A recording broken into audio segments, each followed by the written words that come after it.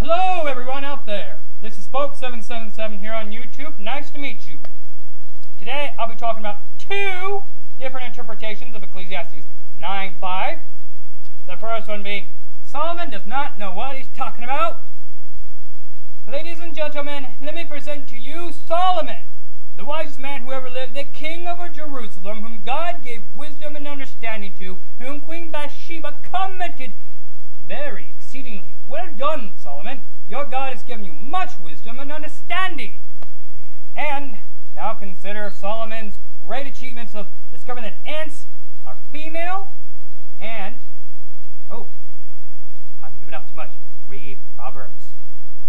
Now, he did all this because, and I gave my heart to seek and search out by wisdom concerning all things that are done under heaven. Solomon was seeking out wisdom and understanding, and the tone of the book of Ecclesiastes is based around this.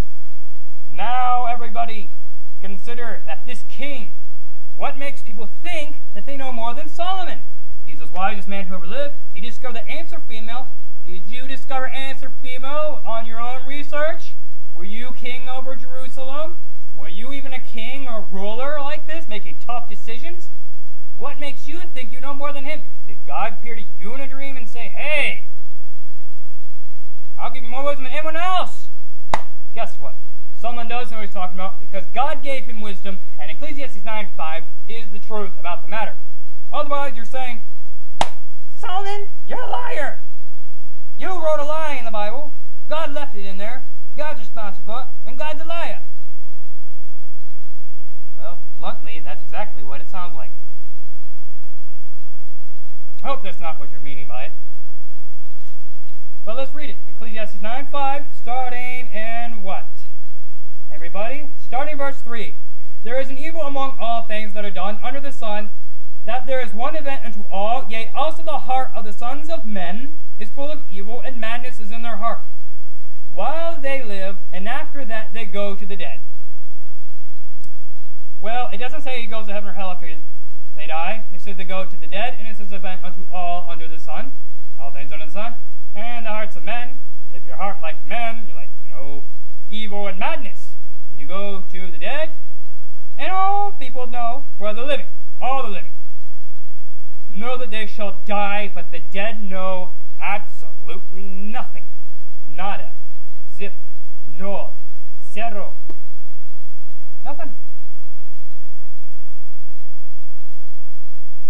Neither have they any more a reward. Oh, when you die, you don't have any more reward. You only get all your rewards for your life, so you can't get your reward when you go to heaven, because neither have you any more reward. For the memory of them is forgotten. Basically, if you would eventually forget them. Also their love, and their hatred, and their envy is now perished. Neither had there any more portion forever in anything that is done under the sun.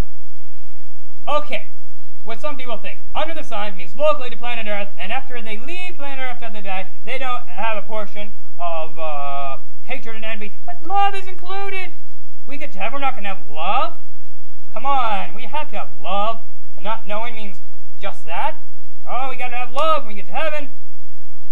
We better. And not knowing anything, and not having a portion in anything that's done in the sun makes it sound like these people up there are standby stoics, not really caring, nonchalant about everything going on here on planet Earth. And think about it. It sounds as though they don't have a portion, they're not aware, and why God do that? I get to heaven, I hope I can see my family, I hope I can watch out and protect them, but I'm not going to have heaven enjoyable when I look down Earth and see all this suffering and misery. Would you enjoy heaven looking down Earth and see all the suffering and misery? Most Christians believe you die, you go up there and you watch down all your family and everything like that. They don't believe this viewpoint of Ecclesiastes 9:5. They believe the first one where Solomon doesn't know what he's talking about, but they don't have Solomon's credibility. They are not the wisest people who ever lived. They are not the king over Jerusalem. They never discovered that ants are female. They didn't discover in this. What makes them think they know more than Solomon? So, you go to heaven? How would you feel if God wouldn't give you the memories of your past life or emotions, especially the one of love? It says, now also love or hatred and envy is now perished. Now Love is among the list of emotions perished. So you go up there, no love at all. Love forbidden, love perished. Is love perished when you die, so you can't have love in heaven? Okay. I can see now you're not no envy, hatred when you're up there in heaven because you're surrounded by perfect peace. But love, that just doesn't make any sense. And neither had there any portion of anything that is done under the sun. So, and not knowing anything, astrophysics is done here under the sun, baseball is done here under the sun, love and joy and peace and happiness, all this is done here on earth too. And hatred and envy, yep, they're there too on this sun, this local planet. Anything done here, you go there, nope, you can't do it. Nope, it's done on the planet. You have no more portion of any of this. And what else is it saying? Unequal to all there on the sun, they all die and go to the dead. So, yep, guess what? They have a portion. So, think about it. Ladies and gentlemen, would you enjoy heaven if you went up there and you could not remember your past life, have no love, and basically you can't be involved in helping out your friends and family back here on earth because you have no portion of anything that's done under the sun at all? So, the only logical explanation to this passage is soul sleep. The only one. Because in another passage of the Bible, Jesus said, where I go, you cannot come, but after a while, you'll be able to come. And I'm telling you how you're going to get there. You know how? Because I'm going away, and you have the Comforter, and I will come again to receive you unto myself, that where I am, there you will be also. And look at this, guys. In my Father's house are many mansions. And if it was not so, I would have not told you.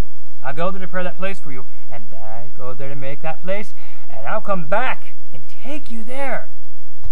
That's how you're going to get there. That's how you're going to get to the place that when I say, where I go, you cannot come, and in a while, you'll be able to come, because I'll come again in the clouds of heaven with all the angels with me, and we will take you back to my Father's house and the place prepared for you.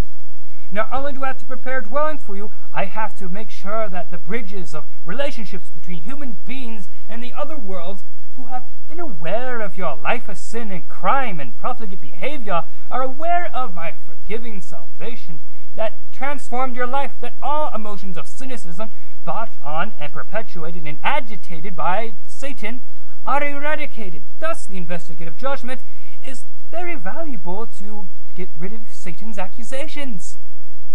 The judgment is given in favor of the saints, and guess what? You are welcome. Look, everyone, these people have accepted my grace. You can accuse them much as you want. And angels, you may be wondering, what, are they fit for heaven? And I say, yes, they are. Welcome them in. No more cynicism. No more doubting. I know hatred and love isn't. Hatred is something you don't like. So let's let them in. Correct? So, there you go. It's Ecclesiastes 9:5. Never more a portion of anything done in the sun. And the questions that remain is this. Would you enjoy heaven if you didn't have any love? Would you enjoy heaven if you couldn't remember who you were? Would you enjoy heaven if you couldn't come look after your loved ones here on earth? Would you enjoy heaven if you couldn't remember your family? Would you think heaven to be a great place if this interpretation was accurate about Ecclesiastes 9:5? Could you possibly enjoy it? Would that be a good existence? Would it be lovely and valuable? Tell me, how does that make sense when love is something that's perished too? And you don't have a portion of anything. You've heard the whole thing quoted, and I hope this makes sense to you, where I'm coming from and what I'm saying. Right? This is Spoke 77 here on YouTube. Thanks for watching, and I hope you understand a little bit more about Ecclesiastes 9:5. Bye.